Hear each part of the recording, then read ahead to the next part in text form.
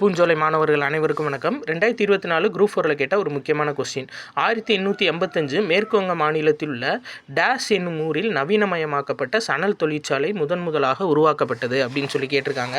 இது எதுலேருந்து எடுத்திருக்காங்கன்னா, நம்ம 11th எக்கனாமிக்ஸ் புக்கில் இந்திய பொருளாதாரம் சுதந்திரத்துக்கு முன்னரும் பின்னரும் அப்படின்ற லெசனில் சணல் தொழில் அதுக்கு கீழே கேட்டிருக்காங்க. 1885 மேற்குவங்க மாநிலத்தில் உள்ள ரேஸ்ரா என்னும் இடத்தில் முதலாக நவீனமயப்படுத்தப்பட்ட சணல் தொழிற்சாலை உருவாக்கப்பட்டது அப்படின்னு கேட்டிருக்காங்க. இதுக்கடுத்து முக்கியமான டேட்டா என்னன்னு சொல்லி பார்த்தீங்கன்னா, சணல் பொருட்கள் தயாரிப்பில் இந்தியா முதல் இடத்துலையும் ஏற்றுமதியில் 2வது இடத்துலையும் இருக்குது.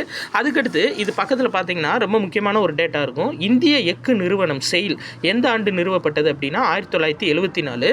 இன்னொரு டேட்டா எதுன்னு பார்த்தீங்கன்னா, முதலில் நிறுவப்பட்ட பொதுத்துறை நிறுவனம் எது அப்படின்னா பத்ராவதியில் உள்ள விஸ்வேஸ்வரையா இரும்பு எஃகு தொழிற்சாலை 1923.